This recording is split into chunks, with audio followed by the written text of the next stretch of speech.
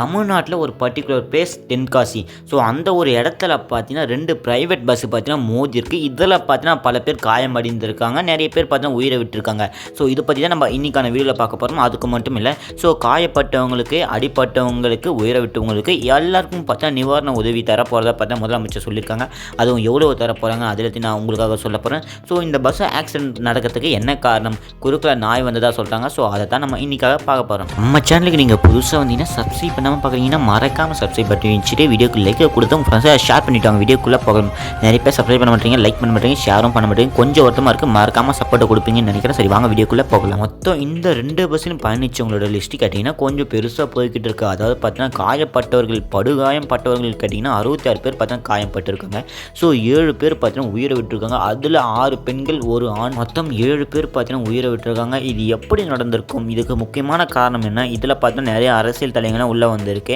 So நிறைய பேர் பார்த்தீங்கன்னா இரங்கலை தெரிவிச்சிருக்காங்க. அதையும் நான் உங்களுக்காக சொல்ல போகிறேன். தென்காசி மாவட்டம் ஸோ திருமலை கோவில் அந்த ஒரு ஊர்லேருந்து கோவில்பட்டுக்கு நேற்று மார்னிங்கில் பார்த்தீங்கன்னா ஒரு ப்ரைவேட் பஸ்ஸு பார்த்தீங்கன்னா போய்கிட்டு இருக்கு. நெக்ஸ்ட்டு என்னென்னா, அதே தென்காசியிலேருந்து ராஜபாளையத்திலேருந்து தென்காசிக்கு மற்றொரு ப்ரைவேட் பஸ் பார்த்தீங்கன்னா ஆப்போசிட்டில் வந்திருந்தது. அதாவது பார்த்தீங்கன்னா மதுரை கொல்லம் தேசிய நெடுஞ்சாலையிலிருந்து துரைசாமிபுரம் கிராமத்துக்கு போய்கிட்டு இருக்கு. ஸோ அங்கே போக சொல்ல பார்த்தீங்கன்னா 2 பேருந்தும் ஆப்போசிட்டாக பார்த்தீங்கன்னா மோதி மிகப்பெரிய டேமேஜ் பார்த்தீங்கன்னா கொண்டிருக்கு. இந்த 2 பஸ்லையும் ட்ராவல் பண்ண பாதி பேர் பார்த்தீங்கன்னா சரியான காயம் அடிபட்டு பார்த்தீங்கன்னா கவர்மெண்ட் ஹாஸ்பிட்டலில் அனுமதிக்கப்பட்டிருக்கிறதாகவும் சொல்லியிருக்காங்க.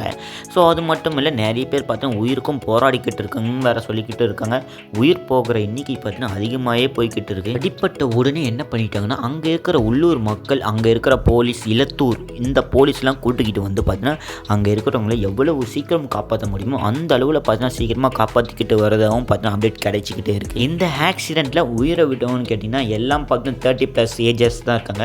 நிறைய பேர் பார்த்தா 50 ஏஜஸில் தான் இருக்காங்க. ஒருத்தவங்க பார்த்தோன்னா சுரேஷ், அவங்களுடைய மனைவியான முத்துலட்சுமி 35 வயசில் பார்த்தா இறந்துருக்காங்க. ஸோ இந்த மாதிரி நிறைய லிஸ்ட்டு பார்த்தா கிடைச்சிருக்கு. அந்த 7 பேர் இறந்ததில் 6 பெண்கள் இருக்காங்க, ஒரே ஒரு ஆண்கள் மட்டும் உயிரை விட்டுருக்காங்க. தென் நெக்ஸ்ட்டு என்னென்னா, படுகாயம் அடைந்த 60 பேர். ஸோ இவங்களுக்கு அரசு மருத்துவமனையில் பார்த்தா ட்ரீட்மெண்ட் நடந்துக்கிட்டு இருக்கு. முதலமைச்சர் வேறு நிதி உதவி சொல்லியிருக்காங்க. ஸோ இறந்தவங்களுக்கு இரங்கலையும் தெரிவிச்சிருக்காங்க. இறந்தவங்களுக்கு எவ்வளவு நிதி உதவி தரப்போகிறாங்க, படுகாயம் அடைஞ்சவங்களுக்கு எப்படி தரப்போகிறாங்க, ஸோ லேசான காயம், இந்த மாதிரி 3 டிஃப்ரெண்ட்டாக பார்த்தீங்கன்னா நிதி உதவி கொடுக்குறதாகவும் சொல்லியிருக்காங்க. அதாவது என்னென்னா, உயிரை விட்டவங்களுக்கு ஸோ ஒரு ஆளுக்கு பார்த்தீங்கன்னா 3 லட்சம் தரப்போகிறதாகவும் சொல்லியிருக்காங்க. படுகாயம் அடைந்தவங்களுக்கு பார்த்தீங்கன்னா 1 லட்சம் தரப்போகிறதா சொல்லியிருக்காங்க.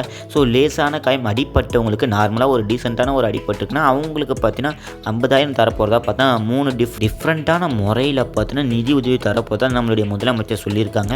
ஸோ இறந்தவங்களுக்கு இரங்கலையும் பார்த்தா தெரிவிச்சிருக்காங்க. 60 பேருக்கு பார்த்தா பெரிய அடிபட்டிருக்கும். ஸோ தென்காசி அரசு மருத்துவமனையில் 6 பேரை பார்த்தா உயிரை விட்டுருப்பாங்க.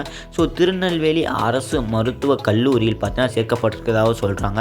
ஸோ இவங்களை பார்ப்பதற்கு அமைச்சர் சாத்தூர் ராமச்சந்திரன் இவங்க பார்த்தீங்கன்னா போய் ஆறுதல் சொல்லியிருக்கிறதாகவும் சொல்கிறாங்க. அதுக்கப்புறம் அவங்க பார்த்தா ரிப்போர்ட்டர்ஸை செஞ்சுருப்பாங்க. செய்தியாளரை சந்தித்த உடனே அவங்க என்ன சொல்லியிருக்காங்கன்னா, ஸோ இந்த ஒரு விபத்துக்கு முக்கியமான காரணம் KSR தனியார் ப்ரைவேட் பஸ் பார்த்தீங்கன்னா அவங்களுடைய லைசன்ஸை பார்த்தீங்கன்னா கேன்சல் பண்ணுறது, அதை பார்த்தா பேன் பண்ண போகிறதா பார்த்தா சொல்லியிருக்காங்க. அவங்க இனிமேல் தென்காசியில் பஸ்ஸே ஓட்டக்கூடாது, அவங்களுடைய லைசன்ஸ் பார்த்தீங்கன்னா நாங்கள் கேன்சல் பண்ணுறேன்னு சொல்கிற மாதிரி தென்காசி மாவட்ட ஆட்சியர் பார்த்தீங்கன்னா இந்த மாதிரி ஒரு நடவடிக்கை எடுத்திருக்காங்க. தென்காசி மாவட்டத்தோட ஆட்சியர் கலெக்டர் அவங்க பார்த்தீங்கன்னா SK கமல் கிஷோர் இவங்க என்ன பண்ணிட்டாங்கன்னா SP அரவிந்த் ஆகிய இவங்க 2 பேரும் எல்லாருமே பார்த்தீங்கன்னா ஒன்றா சேர்ந்து இந்த மதுரை கொல்லம் தேசிய நெடுஞ்சாலை போக்குவரத்து இந்த ஒரு ஆக்சிடென்ட் நடந்த இடத்துல பார்த்தீங்கன்னா உடனே போய் பார்த்துருக்காங்க.